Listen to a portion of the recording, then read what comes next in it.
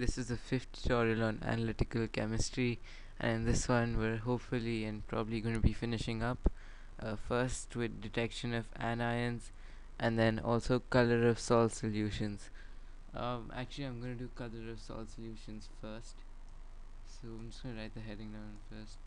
Color of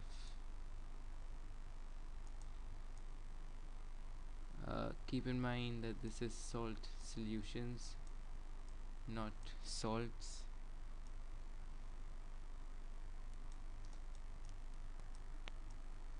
Solutions.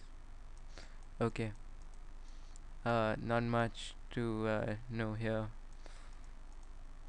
It's basically just remembering colors. First we come to ferrous. Ferrous is Fe2 plus. The salts formed by Fe2 plus. They are a pale green. So I'm just gonna change color. Okay.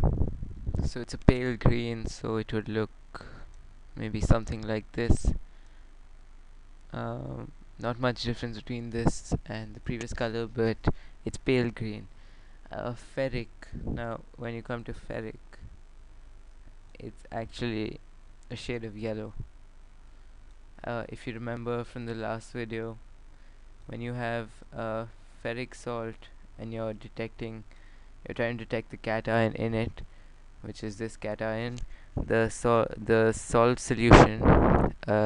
solution being NaOH and the salt, or NH4OH solution and the salt.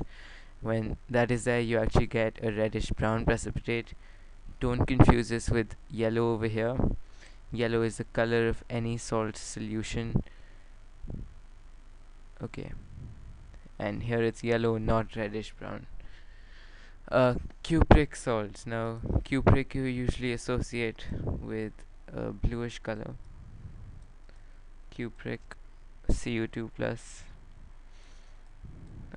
You should know that any element, for example, iron, when you say ferrous, it means a lower valency. Ferric, the ric at the end tells you it's a higher valency.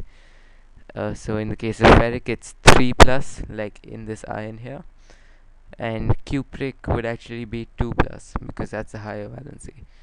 So cupric salts are usually blue. There is an exception. The exception is CuCO3, which is green. CuCO3. Okay, then you come to lead. It's actually colorless most of the time. So Pb, colorless. Then we have two more left now. There is zinc and there is calcium.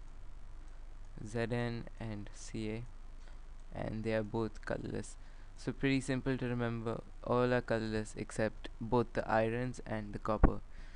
Now, Fe2 plus you can associate with the previous section. It gives a dirty green precipitate and it's a pale green salt. Fe3 plus, over there it gives reddish brown, here it gives yellow. Do not confuse whatever happens. And Cu2 plus, I think even in electrolysis and a few other chapters you would have come across the fact that copper sulfate is blue, and yeah, so you can remember this pretty simply, and the rest are colorless.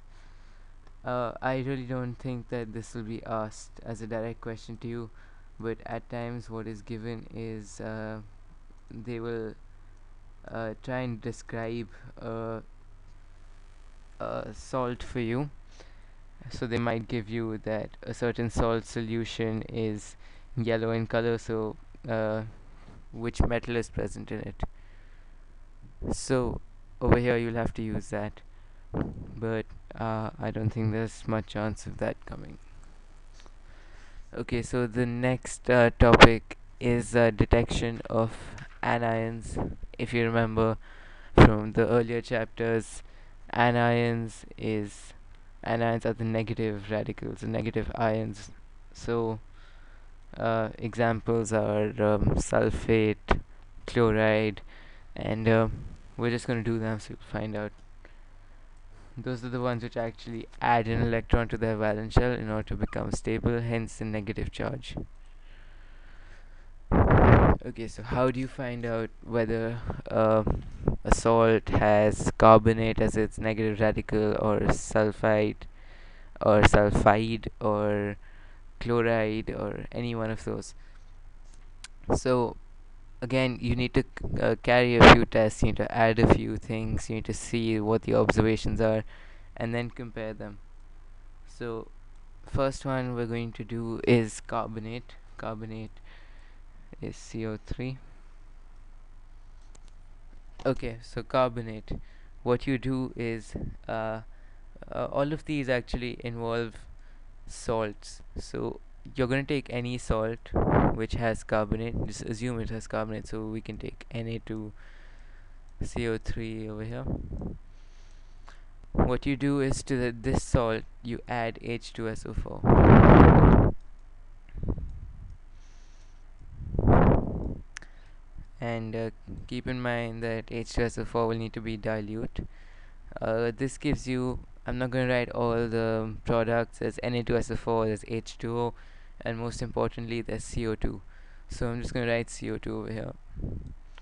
What you'll observe is that there's a colorless, odorless gas evolved with brisk effervescence, which turns lime water milky. So from that description you can say that this is CO2, right? And you can further write the reaction for turning lime water milky, which we did earlier in this chapter. So when this gas CO2, if you can confirm that there was a colorless, odorless gas release which evolved with brisk effervescence and turned lime water milky, then you've confirmed that there is a CO3 radical in this salt over here. That's all there really is. Coming to sulfide, sorry, we'll first do sulfide. Note the difference. Sulfide is basically just S. Sulfite is SO3. So I'm gonna write that below. So for sulfide, the first thing we do, take the salt, of course. We can take FeS as an example. This is your salt. I need to confirm that there is this S as the anion over here. What you do is, again, same procedure, add dilute H2SO4.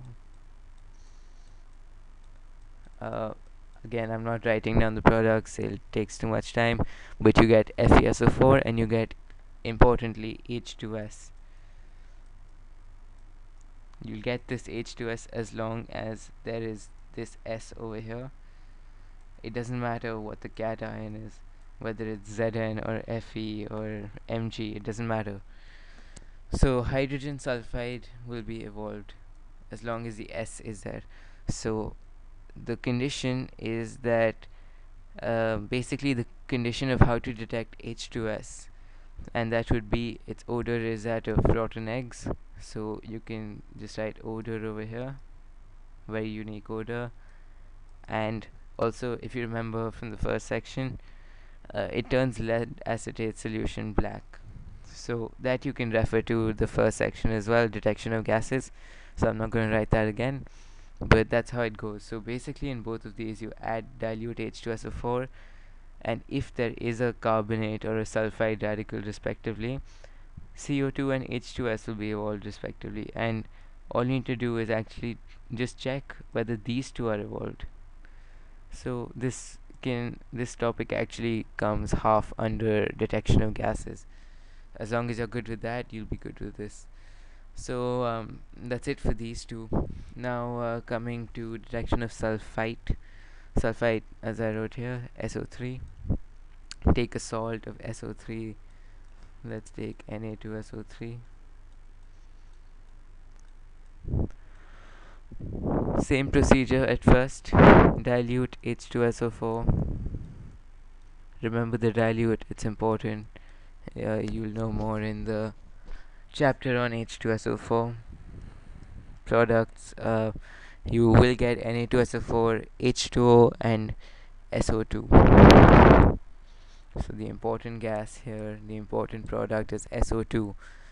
Uh, Now, if you remember from SO2's conditions under detection of gases, um, it does two very important things.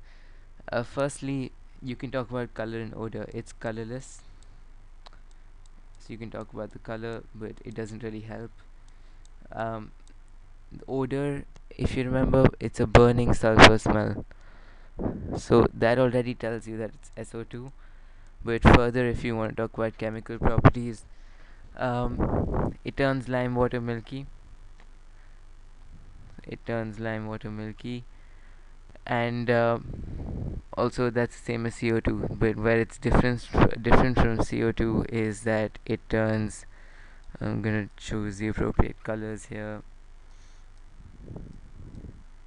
It turns pink KMNO4 solution colorless.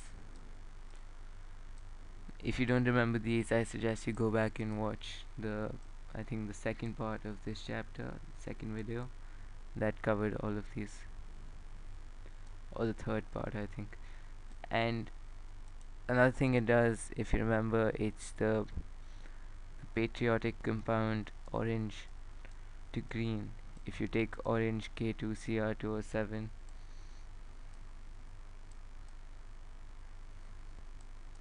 and you expose it to some SO2, the SO2 will change it